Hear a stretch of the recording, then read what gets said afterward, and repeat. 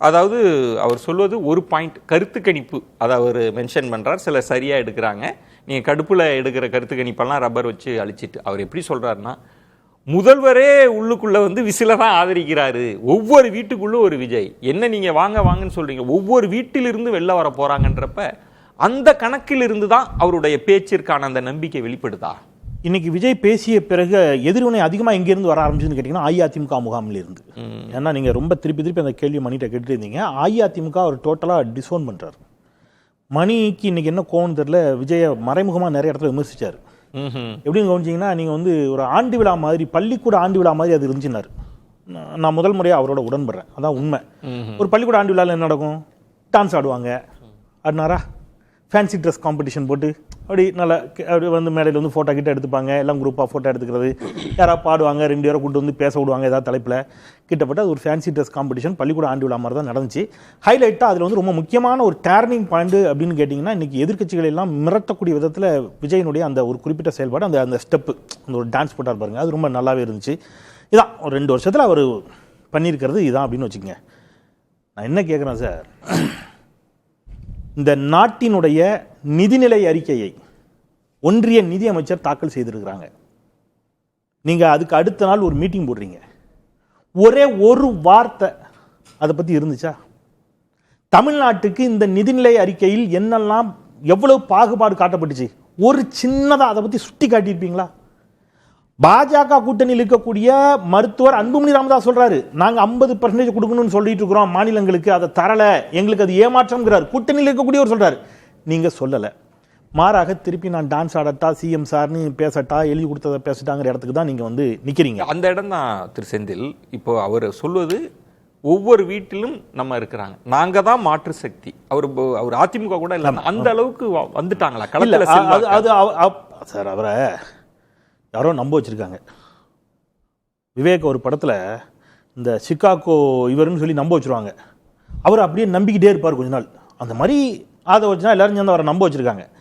நான் என்ன சொல்கிறேன், நீங்கள் அவ்வளோலாம் இருக்குல்ல, இந்த 3 வருஷம் ஆச்சு, இது 2 வருஷம் முடிச்சு 3 வருஷம், வருஷத்துக்கு ஒரு 10 போராட்டம் வச்சா கூட 20 போராட்டத்தை நடத்திருக்கணும், வேணா ஒரு 5-10 போராட்டம் நடத்திருக்கணும். நீங்க என்ன செஞ்சீங்க அதெல்லாம் ஒரு பக்கம் பேசுவோம். அதுல ஒரே ஒரு விளக்கம் திரு செந்தில், இதுக்கு மட்டும் கொடுத்துருங்க. பெருமாள் மணி என்ன சொல்றாருன்னா, திமுக அதிமுக செஞ்ச தன்மையில் தாவேக்கா இருக்காது. சரி, அவங்களுக்கு வேற ஸ்ட்ராட்டஜி இருக்கு. அவங்க அப்ப இப்ப இந்த போராட்டம், ஆர்ப்பாட்டம், அறிக்கைகள், கண்டனம் அதெல்லாம் இருக்காது. எங்களோட வாக்காளர்கள் வீட்டுக்குள்ள இருக்கிறாங்க, விஜயா இருக்கிறாங்க. அவர் என்ன சொல்ல, அதுதான் ஆபத்து, அது ரொம்ப ஆபத்து. என்னுடைய திரைத்துறை கவர்ச்சி மட்டுமே போதும், நான் எந்த மக்கள் பிரச்சனையை பற்றியும் பேச மாட்டேன், எனக்கு ஓட்டு விழும்னு விஜய் நினைக்கிறார்ல, ஒருவேளை அது உண்மையாகவே இருந்தால் கூட, நான் சொல்றேன், ஒருவேளை அது உண்மையாக இருந்தால், ஒருவேளை அப்படி தமிழ்நாடு ஒட்டுமொத்தமாக திரண்டெழுந்து விஜய்க்கு வாக்களித்தால் அவர் வெற்றி பெறலாம் தேர்தல் அரசியல்ல. ஆனா அது ஜனநாயகத்திற்கு எவ்வளவு பெரிய ஆபத்து. வெற்றி பெற்றால், நான் ரொம்ப கவனமா சொல்றேன், வெற்றி பெற்றால் அது எவ்வளவு பெரிய ஆபத்து அவங்க நம்பிக்கையிலேன்னு சொல்றேன் சார். ஜனநாயகத்தில் நீங்க வெற்றி தோல்வி 2வது சார், நீங்க மக்கள் பிரச்சனைக்கு பேசுவதுதான் சார் பொது வாழ்க்கை அரசியல். நீங்க அதை நான் பேசவே மாட்டேன்னு திருப்பி அவர் சொல்றாரு, அது ஆமா அது நல்ல ஸ்ட்ராட்டஜின்னு பாராட்டுறது எவ்வளவு பெரிய ஜனநாயக விரோதங்கிற அது ஒரு பாயிண்ட், நான் அதை மறுக்கல.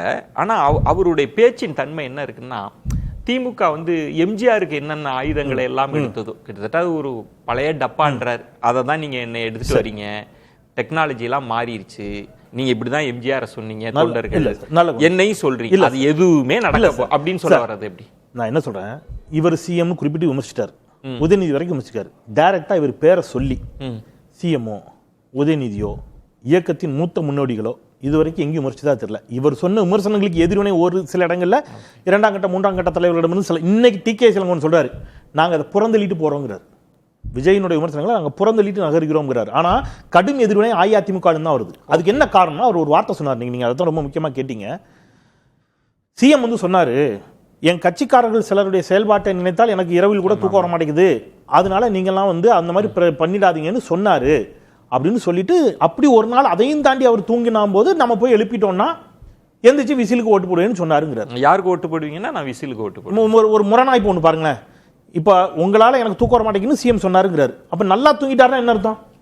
நல்லா அசந்து தூங்குறாருன்னா கட்சிக்காரங்களால எந்த பிரச்சனையும் இல்லைன்னு அர்த்தம். கட்சிக்காரங்களால எந்த பிரச்சனையும் இல்லாமல் ஒருத்தர் தூங்கிட்டு இருக்கிறவர் எதுக்கு உங்களுக்கு ஓட்டு போடணும்? எழுதி கொடுத்தவங்களை ஸ்கிரிப்டை சரியாக எழுதி கொடுக்க சொல்லுங்க. சரி, ஒரு வாதத்துக்கு வரேன் சார், அவர் மனசாட்சி உள்ளவர், தன் கட்சியினரால் சின்னதா எங்கேயாவது ஒரு சச்சரவோ சிக்கலோ வந்தால் கூட அப்படி வந்துடக்கூடாது என்று சுட்டிக்காட்டுவது மனசாட்சி உள்ள மனிதர்கள், மனசாட்சி உள்ள தலைமையிடம் இருக்கும். ஸ்டாலின் மனசாட்சி உள்ளவர். நீங்கள் 41 பேர் இறந்த பிறகும் மிக வேகமாக ஓடி வந்து பனையூர் பங்களாவுக்குள்ள நிம்மதியா தூங்குறதுக்கு ஸ்டாலின் ஒன்றும் விஜய் இல்லை. அவர் ஸ்டாலின் அரை நூற்றாண்டு கால அரசியல் அனுபவம் உள்ளவர். நீங்க விஜய், நீங்க டான்ஸ் ஆடலாம், 41 பேர் செத்தக்கு அப்புறம் பனையூர் பங்களால வந்து தூங்கலாம், நீங்க என்ன வேணாலும் பேசலாம். அவருக்கு மனசாட்சி இருக்கு. அதனால சொந்த கட்சிக்காரன் இருந்தாலும் கேள்வி. நான் லாஸ்ட் ஒன்று நீங்க சொல்ற முக்கியமான 2 கேள்வி. இன்றைக்கு அவர் சொல்றதுல ரொம்ப முக்கியமான வாதம் பாருங்க. 2017க்கு பிறகு அப்படின்னா என்ன அர்த்தம்? ஜெயலலிதா அம்மாவோட மரணத்துக்கு பிறகு. அதான் முக்கிய அந்த விவாதத்துடைய மைய நோக்கம் நான் நினைக்கிறேன். 2021க்கு பிறகு நான் வந்து ரொம்ப நொந்துட்டேன். காமராஜர் இருந்த இடத்துல, எம்ஜிஆர் இருந்த இடத்துல இப்படிலாம் இருக்குதான்னு நினைச்சு நான் வந்தேங்கிறார். அப்படின்னா அவர் 2 தான் வர்றாரு. எடப்பாடி பழனிசாமி அவர்களையும் நீங்க வந்து இப்ப இருக்கக்கூடிய திமுகவும் தான் பிரதான சிக்கல். அதுக்கு முன்னாடி இன்க்ளூடிங் ஜெயலலிதா அம்மா வரைக்கும் சூப்பருங்கிற இடத்துக்கு வந்துட்டாருன்னு வச்சுப்போம். அப்படி வந்துட்டீங்கன்னா நீங்க இன்னைக்கு எம்ஜிஆர் காலத்துல இருந்தே திமுக விமர்சிக்கிறீங்க. இன்னைக்கு நேத்து ஒரு ஆங்கில ஊடகத்திற்கு இவரிடம் பேட்டி எடுத்ததாக சொல்லியவர்கள், நமக்கு தெரியல, பேட்டி எடுத்ததாக சொல்றாங்க, கூட இருந்த குமார் மாதிரின்னு வைங்க. அவங்க வந்து சொன்னாங்க, என்ன சொன்னாங்க? அம்மாவை பார்த்தவர்களை நான் பார்த்தேன்னு தாப்பாண்டியன் சொன்னார்ல, அந்த மாதிரி பேட்டி எடுத்தவர்கள் சொல்லுகிறார்கள்.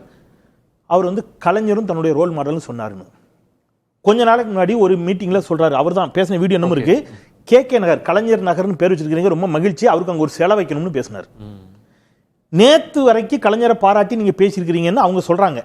இன்னைக்கு நீங்க வந்து கலைஞரை திமுக ஆட்சி காலத்திலிருந்தே, எம்ஜிஆர் ஆட்சி காலத்திலிருந்தே திமுக கிரிட்டிசிசம் பண்றீங்க. ஆனா ஸ்ட்ரைட்டா பின் பாயிண்டா யாரா 2 பேரை சொல்றீங்கன்னா நீங்க வந்து எடப்பாடி பழனிசாமியும் ஸ்டாலின் அவர்களையும் சொல்றீங்கன்னா, என்னுடைய கேள்வி, ஜெயலலிதா அவருடைய ஆட்சி ஊழலற்ற ஆட்சியா? ஊழலுக்காக தண்டிக்கப்பட்டாரா இல்லையா ஜெயலலிதா? அந்த இடத்துல எல்லாம் கிரே ஏரியா இருக்கு. கிரே ஏரியாங்கிறது இல்ல. இன்னைக்கு வந்து அதை யாரு கேக்குறா? அதிமுகக்குள்ள இருந்து அது வந்துச்சு. ஒரு வார்த்தை திண்டுக்கல் சீனிவாசன் சொல்றாரு, என்ன சொல்றாரு? அதுக்கான பதில் திண்டுக்கல் சீனிவாசன் சொல்றாரு, என்ன சொல்றாரு? செங்கோட்டையனை கூட வச்சுட்டு ஊழல் ஒழிக்க போறாங்க. செங்கோட்டையனே ஊழல் வழக்குல தண்டிக்கப்பட்டவர் தான். அம்மா புண்ணியத்துல பொழைச்சு வெளில வந்தாரு, அம்மா தான் காப்பாத்தினாங்கிறார். அந்த செங்கோட்டையனை வச்சிருக்காங்கிறாரு. நீங்க வாச்சாத்தி சம்பவத்துல குற்றம் சாட்டப்பட்ட செங்கோட்டை, அதுல ஜெயலலிதாவுக்கும் வாச்சாத்தி இல்ல செந்தில், அதுல நீங்க குறிப்பா கவனிச்சீங்கன்னா அவர் திமுக கூட்டணி பலமாக இருப்பது, நான் யாருக்கு களமாட போறேன் எதிராகன்னா திமுக கூட்டணிக்கு அந்த கிரெடிட்டை கொடுக்குறேன். ஆனா அதையும் வீழ்த்துவேன்றது, அதை வீழ்த்தக்கூடிய ஒரே சக்தி நான்றதுல நீங்க மாறுபடுறீங்க. அப்படிலாம் ஒண்ணு இல்ல, மிகைப்படுத்துறாருன்றீங்க. அதுல இன்னைக்கு அஇஅதிமுக தான் கவலைப்படணும். ஏன்னா எம்ஜிஆரை கொண்டாடுறாரு, ஜெயலலிதா அம்மாவை கொண்டாடுறாரு, அதிமுகவை டிசோன் பண்றாரு. திமுகவின் ஒற்றை எதிரி நானும் சொல்வதன் மூலமாக ஆன்டி டிஎம்கே ஓட்ஸாக அதிமுக பக்கம் இருக்கும் வாக்குகளை தன் பக்கம் இழுப்பதற்கு அவர் ஒரு உத்தியை கையாளுறாரு. இது யாருக்கு அழிவுன்னு கேட்டீங்கன்னா அதிமுகவுக்கு. அதிமுக கவலைப்பட ஆரம்பிச்சிட்டாங்க. அதனாலதான் இன்னைக்கு செல்லூர் ராஜு பேசுறாரு, திண்டுக்கல் சீனிவாசன் பேசுறாரு.